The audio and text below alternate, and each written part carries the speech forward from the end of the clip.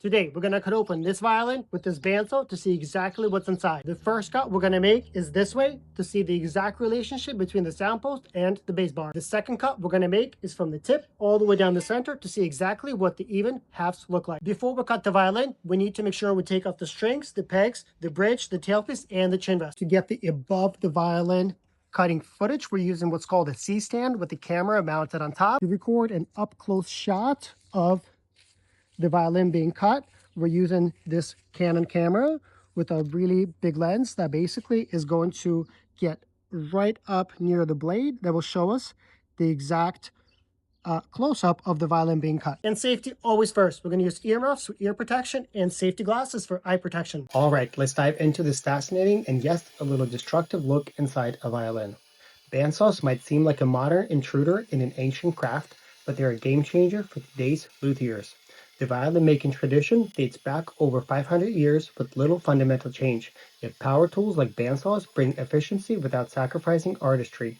Luthiers use them to resaw thick slabs of precious tonewood, quarter sawn spruce for the top, flame maple for the back and sides into thin, workable billets.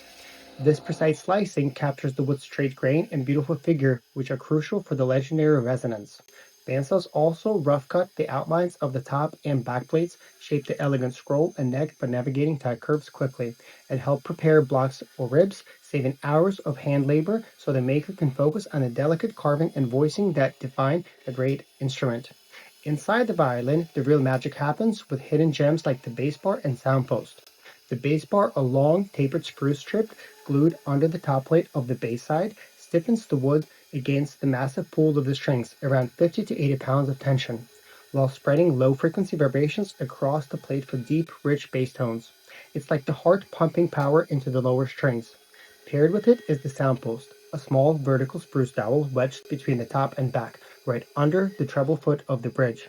Known as the ame or soul of the violin in French, Italian, and Polish, this tiny piece transfers vibrations from the top to the back, boosting highs, projection, and overall sustain.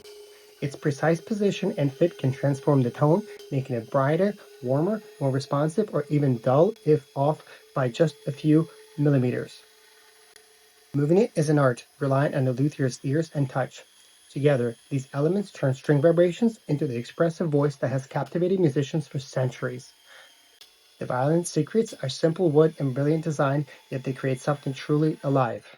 And now we have a cut violin. The bridge has been glued for demonstration purposes. You'll notice that the sound post is under one side of the bridge and it acts as a lever. When you play the violin with the bow, the bridge rocks back and forth, side to side, and the bass bar that runs the entire length of the instrument vibrates the top, so it produces a beautiful sound. Now, the bass bar is essentially a spring for the top, and when it's originally put on, it's under tension.